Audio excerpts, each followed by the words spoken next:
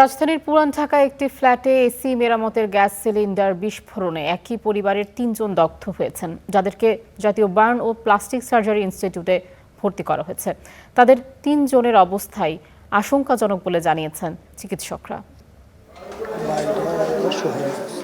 বৃহস্পতিবার মধ্যরাত রাজধানীর নারিন্দা কাঁচাবাজার এলাকায় এই ৫তলা ভবনে হঠাৎ এসি গ্যাস সিলিন্ডার বিস্ফোরণ।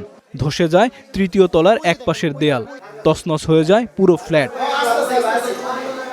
খবর পেয়ে ঘটনাস্থলে পৌঁছায় ফায়ার সার্ভিস, তবে তাদের পৌঁছানোর আগেই আগুন নিয়ন্ত্রণে আনেন স্থানীয়রা।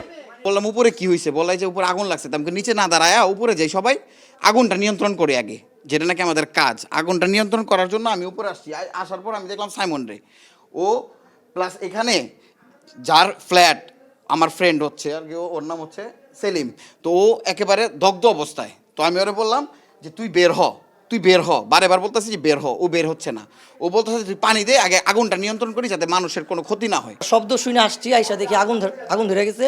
তো কিভাবে সেটা আমরা জানি না, জাস্ট আমরা একটু হেল্প করতেছি, প্রতিবেশী জানি আর তার ক্ষতি না হয়, আমরা সেই হেল্পটাই করতেছি। এলাকাবাসীর অভিযোগ, এই ঘরেই ছিল প্রায় ১৫০টির মতো সিলিন্ডার। বাসাবাড়িতে এমন দাহ্য সিলিন্ডার চরম ঝুঁকিপূর্ণ, যার খেসারত এই বিস্ফোরণ।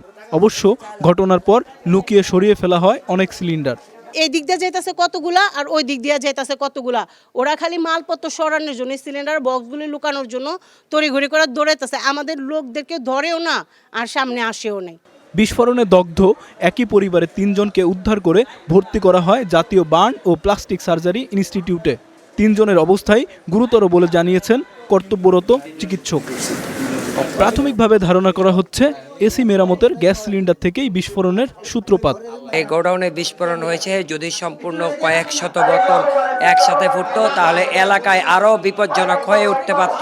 প্রত্যেকটা বাড়িওয়ালার বিরুদ্ধে যে এগুলি এরা অন্যভাবে রাখে বেশি মুনাফার জন্য, আমরা এলাকাবাসী, আমরা এইগুলি এলাকাবাসীর পক্ষ থেকে আমরা কঠিন বিচার চাই। এগুলি আমরা এই আমাদের যে ক্ষতিটা হইলো, এই ক্ষতিটা আমি প্রধানমন্ত্রীর কাছে আমি তারেক সাহেবের কাছে আমার অনুরোধ, আমাদের বাড়িটা যেমন ঠিক করে দেওয়া হয়, আমরা অনেক গরিব। ঘনবসতিপূর্ণ পুরান ঢাকার এমন ঘটনায় আতঙ্কিত স্থানীয়রা। দ্রুত তদন্ত করে দায়ীদের বিরুদ্ধে ব্যবস্থা নেওয়ার তাগিদ তাদের। আইমন সাজিদ, স্টার নিউজ, ঢাকা।